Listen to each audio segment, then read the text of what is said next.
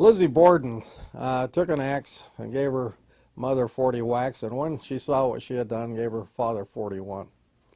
Probably the most famous murder trial of the end of the 19th century, just a century before the O.J. case became probably the most famous murder trial of our last part of the last century, was Lizzie Borden, who was accused, a woman of all, accused of taking a hatchet to her stepmother, who she didn't like very much, and then killing her father too with a hatchet.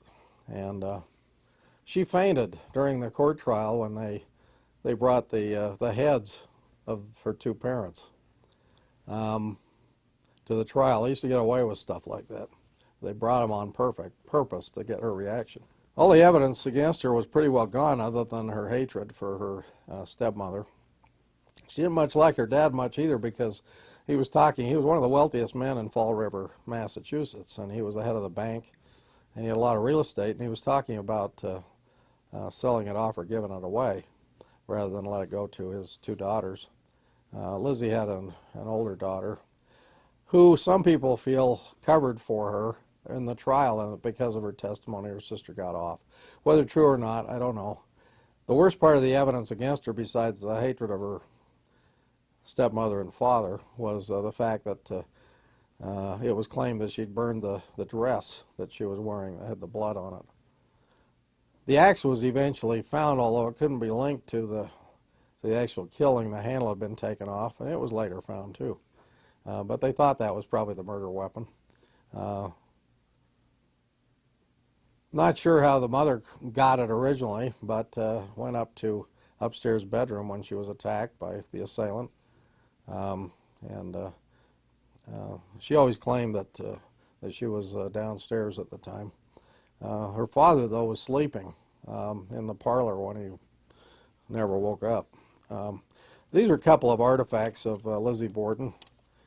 She decided to stick it out after she was found not guilty by the jury, and stay there in Fall River. She was ostracized by virtually everybody, even though she was inherited a lot of money too back then, and bought a new home there in Fall River.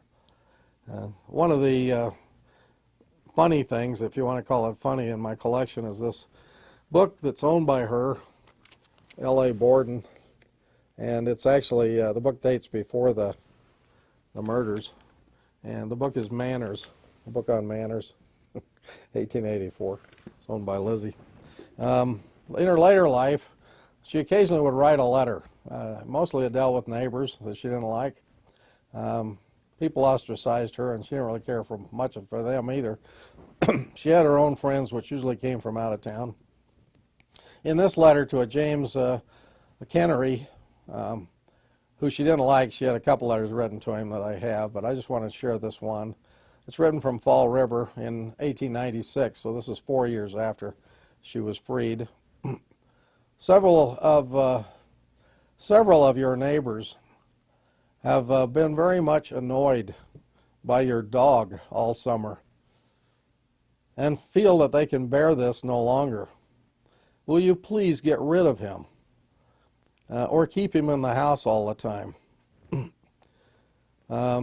If you are not willing to comply with this request, we will feel obligated to complain to the city authorities. No man has any right to keep a nuisance.